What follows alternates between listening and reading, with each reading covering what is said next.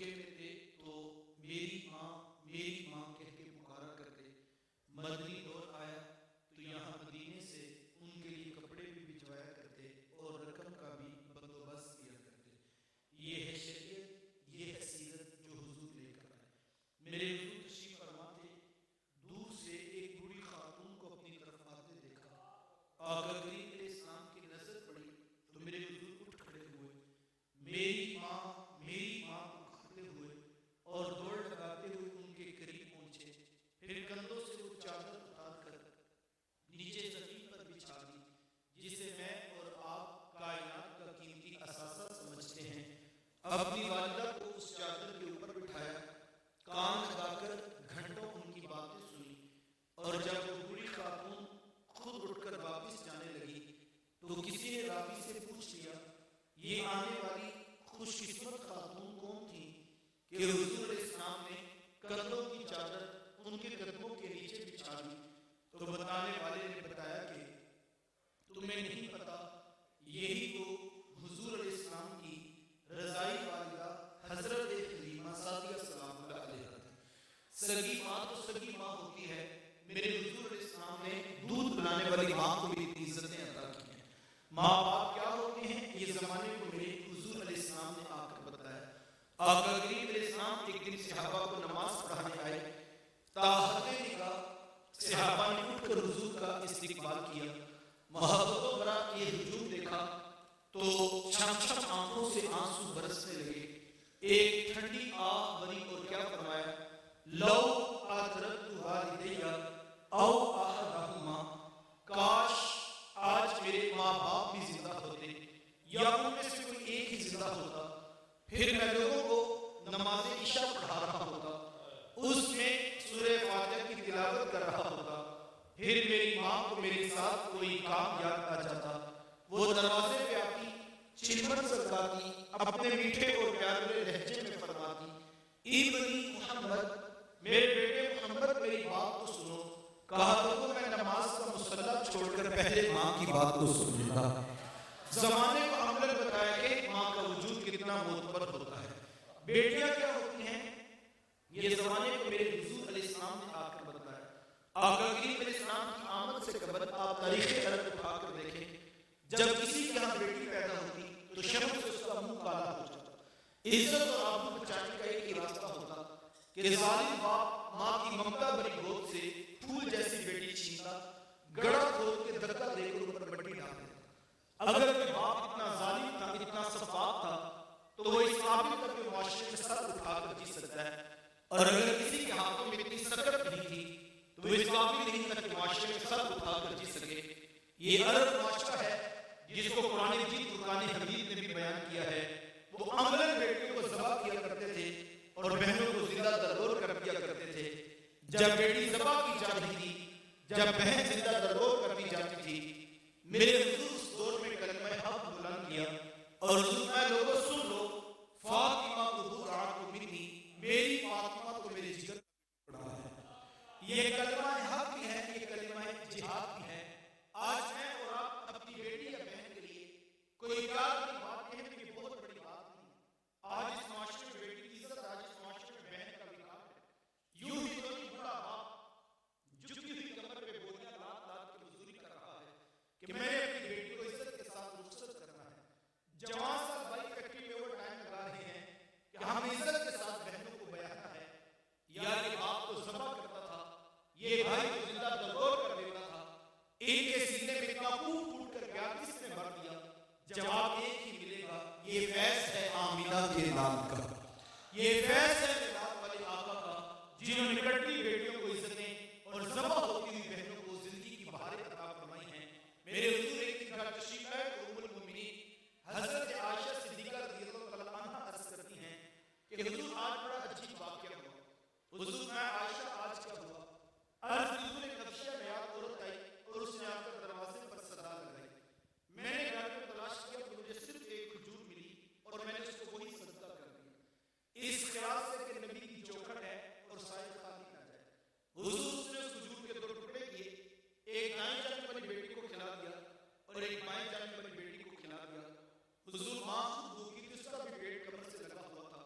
لیکن اس نے خود کچھ نہیں کھایا اور سب کچھ اپنی بیٹیوں کو ہی کھلا دیا.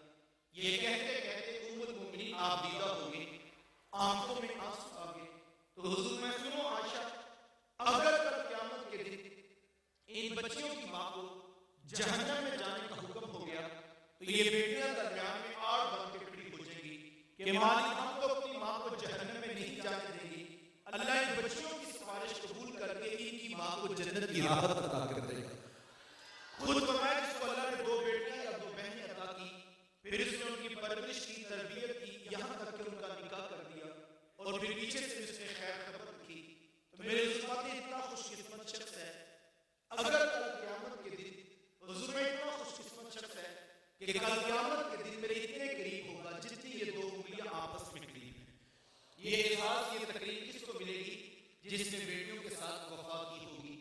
بہنیں کیا ہوتی ہیں؟ یہ زمانے کو میرے حضور علیہ السلام نے آ کر بتایا. آقا کریم علیہ السلام ایک دن جلوہ فراز ہیں اور آپ جانتے ہیں کہ محبوب علیہ السلام کا نہ کوئی سکا بھائی ہے اور نہ کوئی سکی بہن ہے. میرے حضور دوسرے یتیم ہیں, لیکن جب ذات کا شرف عطا کرتے ہوئے میرے حضور حضرت حلیمہ سعدیہ سلام اللہ علیہا کی تشریف لے گئے. آپ جانتے ہیں کہ ان کی ایک بیٹی تھی جن کا نام شیما یا شیما بتایا جاتا ہے. وہ رشتے میں حضور علیہ السلام کی رضائی بہن لگتی تھی.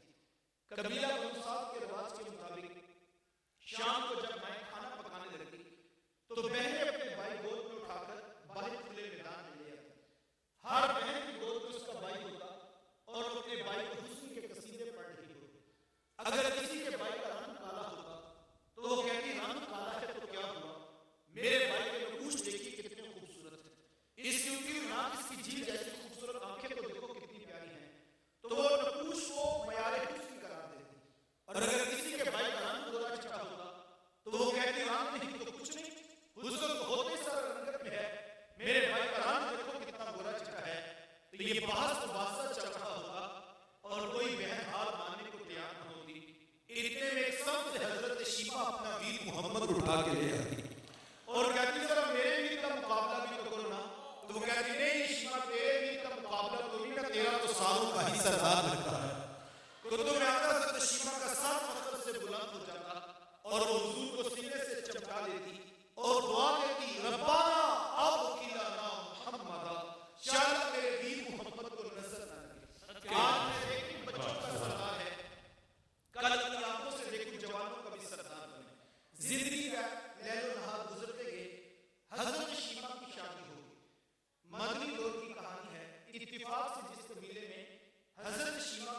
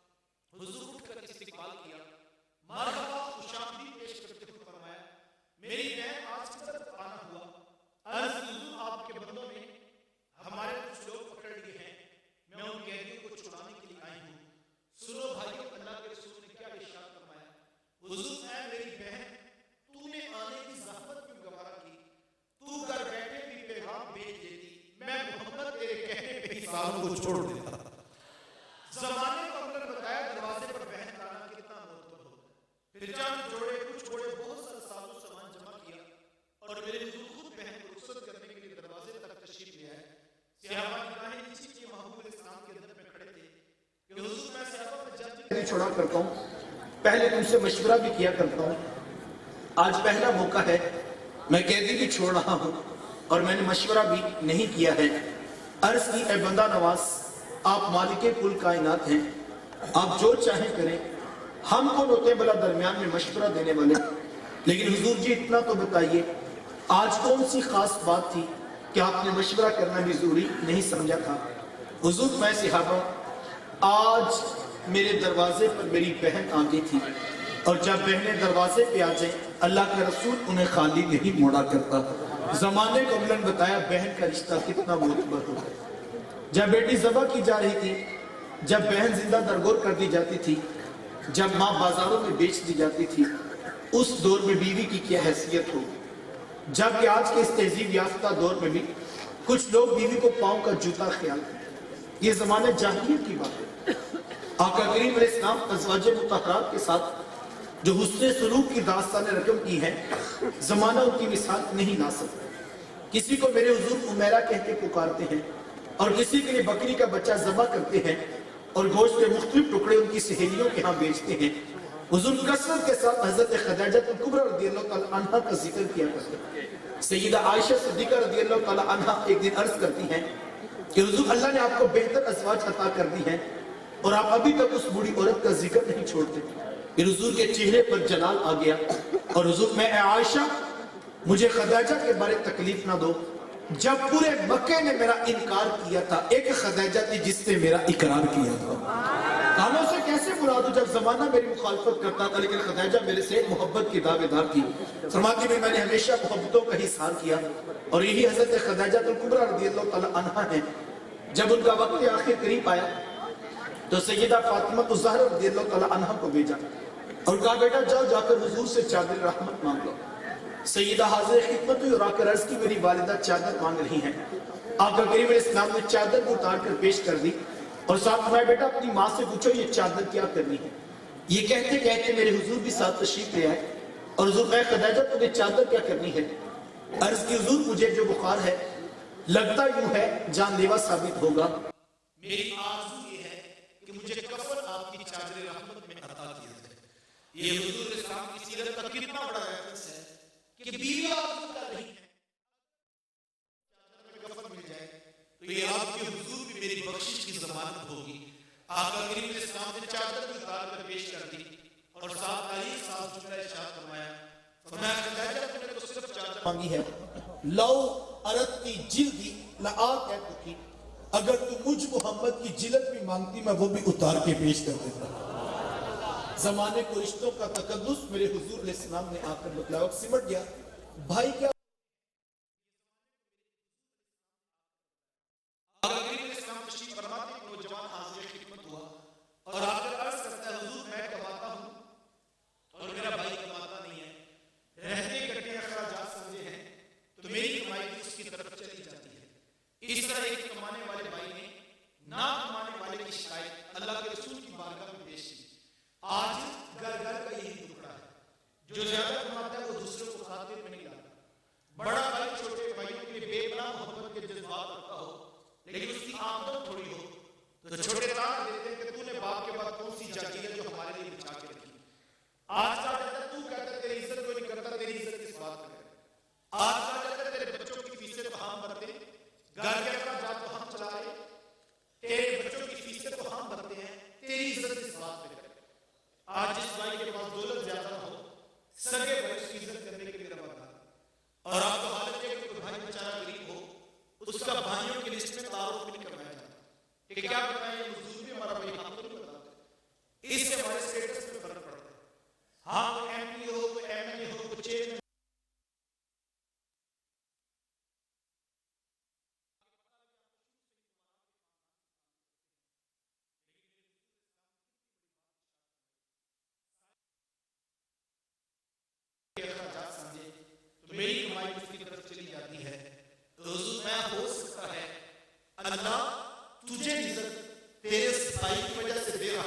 कमाता नहीं है।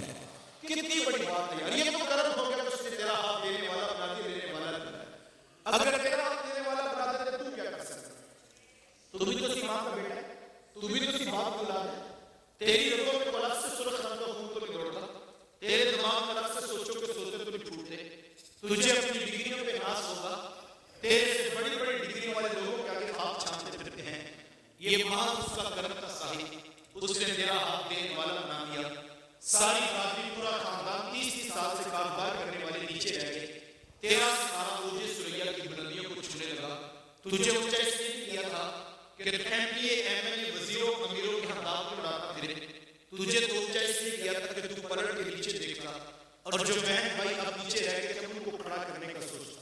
वो किसी दानिश्वर ने किसी करोड़पति का इंटरव्यू लिया तो पूछा, जनाब आप करोड़पति कैसे बने?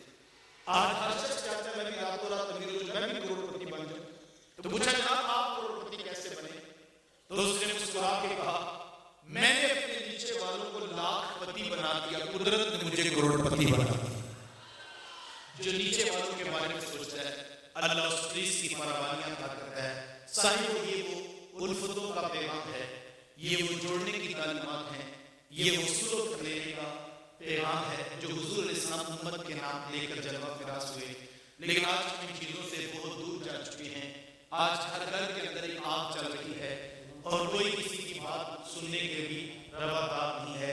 खुदा जोड़ने की कोशिश करो, सुलह कर लेने का हौसला पैदा करो, माफ कर देने की आदत को इख्तियार करो।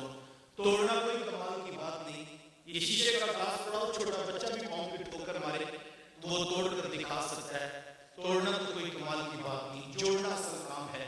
वो क्या किसी ने कहा था, तोड़ने वाले खाक किया करते हैं, तोड़ने वाले खाक किया करते हैं, जोड़ने वाले कमाल किया करते हैं, जोड़ने वाले कमाल। और मैं आपको दावे से कहता हूँ, आप उस शख्स पर निशान लगाएं जो खानदान को तोड़ता है, जो बरादरी को तोड़ता है, जो रिश्तों को तोड़ता है, जो भाइयों को नफरत और बहनों को जो है वो नफरत की पट्टियां पढ़ाता है। आप उस शख्स पर निशान लगाएं। हमने तो तोड़ने वालों की हवेलियां भी वीरान देखी हैं, तोड़ने वालों के घर कभी आबाद नहीं होते हैं।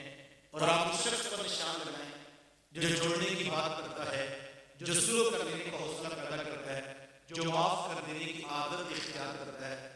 घर हवेली और मकान शय क्या है यार, हमने तो जोड़ने वालों की कब्रों पे भी मोहब्बत के चिराग देखे हैं। जोड़ने वालों की तो कब्रें भी आबाद हैं। अगर आप इससे इस बात पर दलील पूछें तो मैं आपको दावत देता हूँ, कभी हमारे पास शहर लाहौर में आना।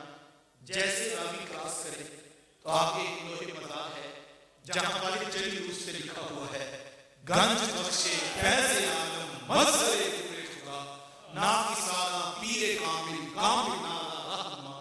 यार मैंने आपको नाम नहीं बताया, लेकिन आपकी आंखों ने भी उस दर पे अकीदत का सलाम पेश किया। वो किसकी कब्र है? किसी एमएलए की, किसी एमपी की, किसी वजीर की, किसी मशीर की, किसी ताजर सुल्तान बादशाह की, यार किसकी कब्र है? एक दुर्वेश जो फानी शान से चले, ना खानदान, ना कबीला, ना दोस्त, ना रिश्ता, ना साथी, ना नाता, सिर्फ रात रसूल के नाम पर जोड़ना शुरू किया। हजारों साल गुजर गए, आज भी वहां मोहब्बतों के चिराग जल रहे हैं। जोड़ने वालों की तो कब्रें भी आबाद है सारी, और तोड़ने वालों की हवेलियां भी वीरान हैं। हमने हुजूर इस्लाम की आमद की खुशी में कुमकुमे भी रोशन किए, चरागा भी किया, झंडियां भी लगाई, झंडे भी नस्ल किए, राव में फूल कलियां पत्तियां भी बिछा दी, मिठाइयां भी बांटी, देगे भी पका दी। ये सब काम बाइस बरकत है, मैं इनकी नफी नहीं करता। वो तो नादान है बेचारा जो सुलमान पर भी उलझ पड़ा, और न जाने कौन सा फतवा है जो उम्मत पर लगा दिया गया। अभी रबीउल अव्वल का चांद भी चढ़ा था तो सोशल मीडिया पे कोई कह रहा था ये बिदअत है, तो कोई कहता था ये गुमराही है, कोई कहता है कुफर है, तो कोई कहता है ये शिर्क। तो दो कदम आगे बढ़ा, उसने कहा अबू जान से बड़ा शिर्क यही है। मैं सिर्फ इतना कहता हूँ, मियां हाथ खोला रखो, कल क़यामत के दिन माशर के मैदान में जवाब देना पड़ेगा, और बड़ी सख्त वाक़या है। इतना मसला तो बिल्कुल वाज़ेह है, अगर किसी ने दूसरे को काफिर कहा, वो काफिर नहीं तब कहने वाला काफिर हो जाता है। मुझे आपको इस दौर के अंदर इन लहजों और इन रवैयों से अपने आप को बचाना होगा। किसी ने 4 झंडियां क्या लगा दी, किसी ने 2 बल्ब क्या जला दिए, हमने उसको इस्लाम से खारिज कर दिया। और उससे पूछा, मियां तूने ये सब कुछ क्यों किया था? तो वो कहता है, हज़रत मैं बड़ा गरीब आदमी हूँ, मैं बड़ी मुश्किल से یہ اگر 24 گھنٹے سال کے بعد میرے گھر میں چلانا رہتا ہے نا اور لائٹنگ کرتا ہوں تو اس کی صرف ایک ہی وجہ ہوتی ہے کہ خوشی ہے آمینہ کے لال کے تشریف لانے کی. حضور میں تو محبت رسول پہ کرتا ہوں, میں تو حضور کے پیاروں میں ہم سارا سال تو بتیاں بجاتے رہتے ہیں اور ہم کہتے ہیں کہ بل بڑا آتا ہے, بچوں کو بھی بتاتے ہیں, لیکن اگر سال میں ایک بار چراغاں کرتے ہیں جس کے پیچھے صرف ایک بات ہوتی ہے کہ ہمیں حضور کی آمد کی خوشی ہوتی ہے. اور محبت رسول پہ بیچارہ بلب جلا کے چراغاں کر کے بیٹھا تھا اور ہم نے اس کو اسلام سے خارج کر دیا. اتنا آسان نہیں, لیکن اگلی بات ضرور کہوں گا, یہ گمگمے, یہ روشنیاں, یہ چراغاں, یہ پھول, یہ کلیاں, یہ مٹھائیاں, یہ سب باعث برکت ضرور ہیں, لیکن یاد رکھیے گا جوانوں, یہ آغاز سفر ہے, یہ منزل نہیں ہے. منزل میرے حضور کی ذات ہے, منزل میرے حضور کا پیغام ہے, منزل میرے حضور کا اسوہ نور ہے, منزل میرے حضور کی سیرت ہے. آئیے منزل کا سفر کیجئے, بازمین قلب بارگاہ ربوبیت میں دعا ہے. اللہ تعالیٰ مجھے آپ کو توفیق عطا نصیب فرمائے. وآخر دعوانا